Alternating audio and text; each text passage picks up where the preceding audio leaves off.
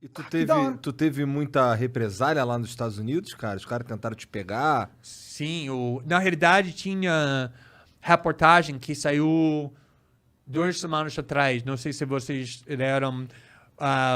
Tinha muitas coisas que foi revelado, mas era que o CIA estava planejando como pode assassinar ou pegar Julian Assange e deixar ele refém e levar ele para os Estados Unidos. Que é o mas cara do também, Wikileaks, né? sim, eles queriam matar ele. E essa reportagem também mostrou que naquela época eu tinha uma colega, Laura Poitras, que está uma jornalista trabalhando comigo, era o diretor do filme Citizen4, que foi sobre nosso trabalho, que ganhou o Oscar. E o CIA estava tentando... Verdade, ele tem um Oscar também. Esqueci disso. Reclassificar essa e Joe Rogan, mais E importante Joe Rogan, ainda. Então, a CIA estava tentando planejar como podemos chamar eles alguma coisa que não é jornalista, que é o broker da informação para espionar contra nós. E o que aconteceu é que meu plano era para voltar para o Brasil, eu queria viajar para Nova York para fazer muita mídia, para explicar o que estamos fazendo, por que é tão importante. E no último minuto, meus advogados, que eram bem próximos ao governo Obama, disse que você não pode voltar para os Estados Unidos. Se você voltar para os Estados Unidos, tem uma possibilidade muito grande que você vai ficar preso. Eles Caralho. querem te prender. Eles estão olhando para você como um perigo. Então, eu voltei para o Brasil, para o Dubai. Eu fiquei aqui nesse país e não saí do país 11 meses por causa dessa ameaça que o governo dos Estados Unidos estava fazendo publicamente e também com meus advogados, que tem chance grande que Glenn vai ser preso se ele sai do Brasil.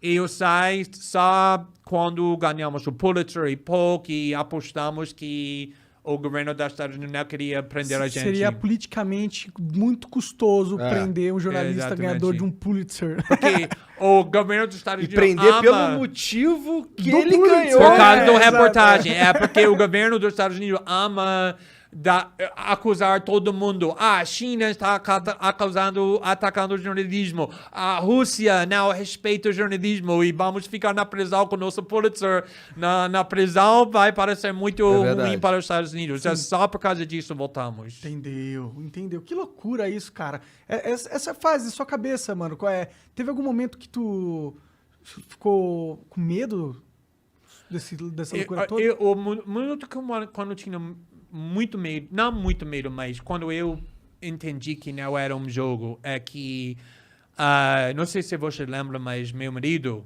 David Miranda, que agora é deputado federal, mas naquela época ele estava trabalhando comigo com o meu jornalismo. Quando não consegui sair do Brasil, minha colega estava trabalhando em Alemanha, Laura Poitras, em Berlim. E foi uma parte do arquivo que Snowden deu a gente que foi corrupto, que não conseguimos ter acesso. E ela conseguiu consertar, porque era brilhante. Mas ela não confia em ninguém para ir lá, para pegar, exceto o David. Eu não consegui sair. Então, David viajou para a Alemanha, pegou a parte do arquivo que foi corrupto, e quando ele estava voltando para o Brasil, ele foi de Berlim para Londres. E na Londres, no aeroporto do Heathrow, ele foi detido 11 horas, sob a lei do antiterrorismo, sendo ameaçado o tempo todo que vamos te processar porque você está carregando documentos segredos, não só o governo americano, mas também o governo britânico. E quase não permitiu ele para sair. Queria botar ele na prisão. Eu não sabia que isso tinha acontecido. Foi manchete. Foi notícias muito grande, mas foi só uma semana, foi 8 anos atrás. Então, muitas pessoas esqueceram isso. E só porque o governo brasileiro fez um escândalo enorme diplomático. Entendeu? Permitiu o David para sair, mas ele estava ameaçando para processar David há 3, 4 anos por causa disso. Finalmente ele ganhou. Mas foi isso quando eu entendi. Isso não é um brincadeira. Quando você está sobre a mira de alguém muito desafiando os poderoso. governos mais poderosos, que é poder? O poder é que alguém tem a capacidade de te punir se você faz alguma coisa contra elas. Foi divertido até naquela minuto. Mas, Que loucura, cara. Mas pra mim você tem uma história de vida muito foda. Mas quando que foi o momento que a poeira baixou pra você? Você criou o Intercept nessa época, o gringo? O que aconteceu é que, obviamente, com essa reportagem que nós tínhamos muito poder no mundo jornalístico. E depois de 4 meses, estava enfrentando... Não quero falar problemas com The Guardian. Estava no Guardian naquela época. Mas, às vezes, eles não estavam me permitindo de fazer tudo que eu queria fazer. Tá. Então, eu saí do Guardian, eu criei o The Intercept, eu consegui pegar o financiamento com Pierre Omidyar, que fundou o eBay, que é um bilionário, que apoiava muito nossa reportagem naquela época, e usamos essa posição que tínhamos naquela época para pegar esse financiamento e criar um The Intercept. E a ideia era ser um jornalismo livre, imparcial. E como que foi? Agressivo. Adversário. Porque quando você é um jornal, que é uma parte da empresa grande, você não quer provocar uma briga com o governo. Porque você tem muito interesse que pode ser vulnerável para esse tipo de briga. Você quer ter acesso aos governantes, você quer ter acesso às grandes notícias, aos furos. Parceiro do governo, entendeu? Por exemplo, o Globo aqui sempre é parceiro do governo. Sempre está trabalhando com o governo. Não mais. Agora não. Antes e depois vai voltar para essa. Por causa disso, eu odeio o Bolsonaro. Sim. Porque pode perder só por causa disso. Mas, geralmente, a história do Globo aqui é durante o regime militar, durante o governo do PT, do Fernando Henrique Cardoso, tudo isso era parceiro do governo. E o jornalismo não deveria ser parceiro, deveria ser inimigo dos poderosos. Deveríamos investigar, criticar, revelar, divulgar, tudo isso. Porque se o jornalismo é bem feito, querendo ou não, ele vai chegar numa história que afeta os interesses de alguém que é poderoso. Exatamente. Afetar os poderosos é algo intrínseco ao trabalho do jornalismo de verdade. Mas é uma coisa que a gente perdeu muito tempo, né? Faz muito... No Brasil, acho que nos Estados Unidos talvez ainda tenha um resquício disso. Eu não sei, você pode dizer mais do que eu, porque eu não sou de lá e tal. Mas no Brasil, a gente, não existe, parece que é tudo chapa branca. Não tinha essa cultura. Quando eu comecei fazer a reportagem do Vaza Jato, que para mim foi um pouco parecido do que o caso do Snowden, vazando muitos documentos segredos, onde a fonte conseguiu pegar os documentos cometendo crimes, podemos falar, ou violando a lei, tudo isso, muito parecido. Eu estava tentando falar, olha, porque aqui muitos jornalistas brasileiros estavam falando, meu Deus, como vocês podem usar documentos roubados, como você pode trabalhar com uma fonte que cometeu um crime. E eu estava falando, isso é jornalismo, olha para o jornalismo mais importante no mundo, por exemplo, o país do Pentágono, em 1971, que mostrou que o governo dos Estados Unidos estava mentindo durante anos sobre a guerra do Vietnã. Como o New York Times conseguiu pegar esses documentos mostrando as mentiras? Porque tinha uma fonte dentro do governo que roubou o arquivo e copiou e deu para o New York Times. Isso é jornalismo. E jornalismo não é falando que o governo manda que você fala. Com certeza. É isso que queria fazer com o Intercept Brasil. Tudo isso é criar essa cultura onde jornalismo é sobre isso. Não, isso é muito importante, cara. É muito importante mesmo. Que bom que você já tá colocando força nesse... Cara, Bom, primeiro, eu acho que é legal a galera saber um pouco da sua história, porque o brasileiro, ele te conhece muito pelas polêmicas da Lava Jato, pelo Intercept Brasil e pelas suas coisas, mas você tem uma história que antecede a isso, que eu acho muito interessante também, que é, por exemplo, você ter um Pulitzer Prize, cara. Sim, sim. Isso é o maior prêmio do jornalismo do mundo. Isso foi, na realidade, o caso do Snowden, quando conseguimos relatar que o NSA e os aliados do governo dos Estados Unidos estavam espionando no mundo todo. E eu fiz muito reportagem naquela época, foi 2013, 2014, aqui no Brasil, primeiro com o Globo, depois com o Fantástico. Acho que fiz 5, 6, 7 reportagens com o Fantástico, porque a grande parte da história é que como o NSA estava espionando muito contra as instituições brasileiras, a população brasileira, o presidente, Dilma, Dilma, o Petrobras. Então, foi uma polêmica muito grande e aqui criou uma uma briga, na realidade, entre o governo Obama e o governo da Dilma. O Dilma foi forçado, desmarcou um jantar muito elegante e muito chique na Casa Branca, naquela época, denunciou Obama na ONU. Disso. Então, foi uma polêmica global, mundial, porque os Estados Unidos estava espionando contra o mundo todo. E o Edward Snowden, você encontrou ele era um agente, informante da NSA, né? Ele trabalhava lá, na real, né? Ele trabalhava primeiro na CIA. Na realidade, ele queria lutar na guerra do Iraque, mas quebrou os dois pernas quando ele estava treinando, então foi rejeitado. E ele foi para a CIA, trabalhava na CIA 2-3 anos e depois foi para o NSA. E foi quando ele estava trabalhando no NSA, ele descobriu que a internet estava sendo destruído, mais ou menos, para o governo dos Estados Unidos, porque a ideia da internet sempre era que vai ser uma ferramenta não para os governos nem empresas grandes, mas para a população, para o povo, para ser livre do controle centralizado dos governos. Então, ele conseguiu descobrir que o NSA estava fazendo o oposto, usando a internet para espionando contra todo mundo, não só terroristas ou criminosos, mas populações inteiras, pessoas inocentes. E também o governo dos Estados Unidos, naquela época, estava mentindo sobre isso, a coisa que finalmente causou ele para decidir que ele vai arriscar a vida, e ele arriscou a vida dele para revelar essa informação. Ele é perseguido até hoje, né? Até hoje ele não consegue sair da Rússia, vai ficar na prisão do resto da vida dele. Que foi o cara que foi o pessoa mais maior do Segurança Nacional para o presidente Obama. E ele foi para o Senado em março de 2013. E ele foi perguntado por um senador: vocês estão espionando contra a população americana, está coletando dados sobre milhões de americanos. E ele ficou assim, ele disse: não, senhor, nós não fazemos isso. E na mão do Snowden naquela época era um arquivo enorme mostrando que eles faziam ele está fazendo exatamente exatamente isso. E foi isso quando ele me disse: agora já era. Ele que te procurou?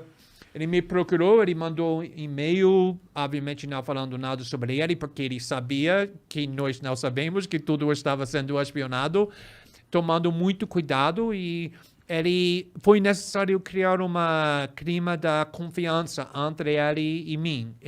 Foi necessário que eu confio nele, porque eu não sabia se o governo estava tentando me provocar a cometer crimes. E ele não sabia se ele consegue me confiar. Ele era informante do governo também. Exatamente. E ele queria que criamos muita criptografia para comunicar. E finalmente, em maio, ele disse que eu tenho um pedido que vai ser estranho, parece estranho, mas é necessário, que eu preciso que você viajar para Hong Kong para me encontrar. E eu estava pensando, por que uma pessoa que trabalha no nível muito alto no governo americano, que tem acesso para documentos mais sensíveis, mais segredos, está no Hong Kong? E não consegui entender isso, ele não conseguiu explicar, porque ele não confiou na nossa comunicação, mas ele me mandou documentos, talvez 30, 40, que foi os documentos mais segredos, no parte do governo mais sigiloso, os mais segredo do governo mais poderoso no mundo, que foi chocados. Só esses documentos. E ele disse, só 30 ou 40, eu tenho milhares ou milhões de documentos mais para te dar, mas tem que viajar para Hong Kong. E o próximo dia, eu liguei para meu editor, estou indo para Hong Kong. Porque não era uma questão mais. E viajei para Hong Kong. Naquele momento, o que deve ter passado na sua mente? Você falou, caralho, eu tô lidando com uma conspiração governamental mundial. Você tinha noção disso? Eu sabia que, olha, a CIA não brinca. Todo mundo sabe disso. A CIA mata pessoas. A CIA faz qualquer coisa que eles precisam fazer para impedir pessoas que estão desafiando eles. Então, eu sabia, você não pode vazar os documentos mais segredos do governo mais poderoso no mundo sem risco. Mas eu entrei em jornalismo não para relatar sobre a chuva ou esportes, mas para desafiar os facções mais poderosos. E quando ele... na realidade, quem me inspirou é o fato que ele tinha 29 anos, com uma carreira com muito sucesso, ganhando dinheiro, tinha uma namorada muito linda que ama ele, que ele ama, mas ele queria arriscar tudo porque ele sentia uma obrigação. E quando eu estava vendo isso, para mim não tinha mais uma escola. Porque se ele está fazendo isso, como eu consegui recusar? Conectou com algo dentro de você que você tem também. Sim, exatamente. Essa a coragem que ele mostrou era E uma indignação contagiosa. também, né? Oi? E uma indignação, ele ficou indignado, né? Ele não conseguiu aceitar aquele fato calado. Não, exatamente. Imagina ficando o resto da sua vida sabendo que você tem a oportunidade para mostrar a verdade, que o mundo tem o direito de saber, mas você não faz porque você não tinha coragem.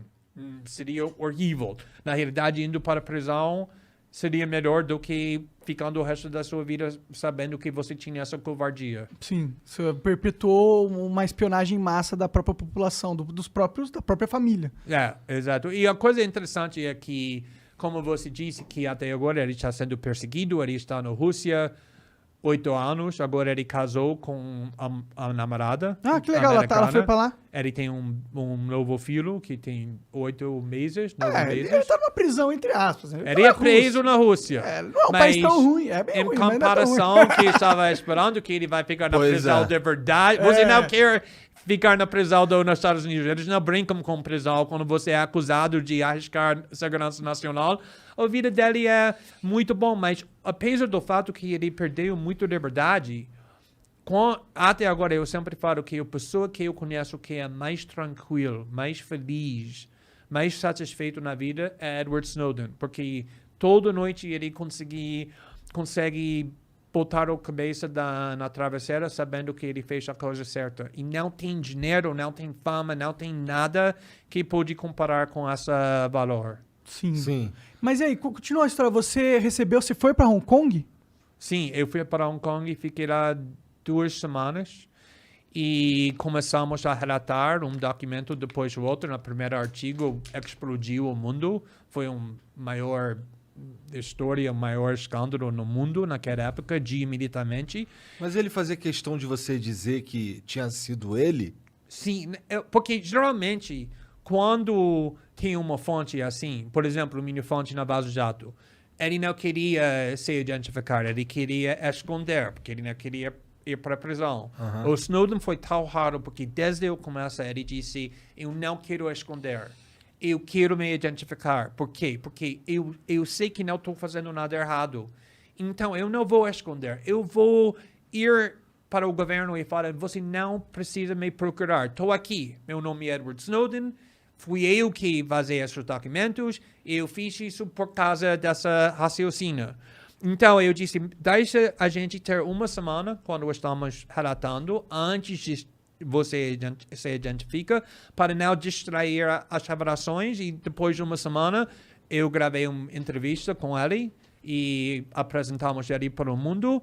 E depois disso, a mídia mundial chegou no Hong Kong e me procurando ele. Tinha 200 repórteres lá fora do meu quarto com câmeras procurando ele. Onde está Edward Snowden? Como eu vou falar para eles onde ele estava.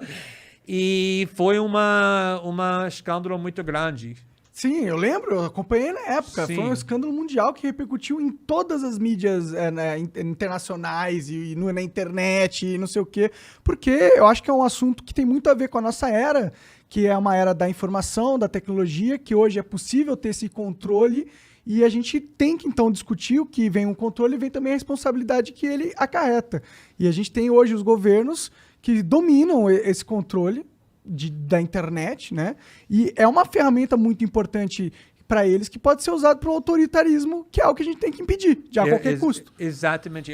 Porque primeiro foi interessante, porque antes de chegar no Hong Kong, eu não sabia nada sobre ele. Eu sabia que ele tinha documentos, mas eu não sabia o nome dele, eu não sabia onde ele trabalha, eu não sabia a idade dele. Então, quando eu estava conversando com ele durante naqueles meses, eu estava imaginando que essa cara tinha 65 anos, porque ele era muito sofisticado. Eu estava pensando que qualquer pessoa que tenha acesso para um arquivo assim precisa... Alta patente, é velhão, um general. E também eu estava imaginando que ele disse que estou pronto para ir para a prisão do resto da minha vida. E eu estava pensando, é muito mais fácil fazer isso quando você tem 70 anos e tem só mais 15, 20 anos, do que quando você tem 29 anos e tem mais 60 anos. Então, quando eu cheguei no Hong Kong e eu encontrei ele fez um plano muito estranho para encontrar ele. E eu vi, ele era uma moleque, ele era uma paz, como ele ele está trabalhando na loja de videogames, no shopping do LeBron, ele parece assim.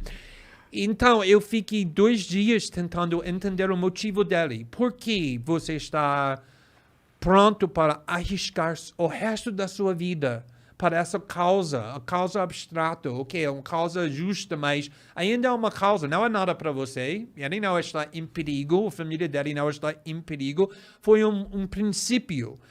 E, finalmente, ele explicou que ele cresceu com pobreza, ele não completou o ensino médio, então, a internet foi tão importante para ele, porque a internet foi naquela coisa que permitiu ele para explorar o mundo. Mas isso funciona só com liberdade. A gente pode experimentar, pode ter dissidência, pode ter criatividade, mas só se a gente tem privacidade.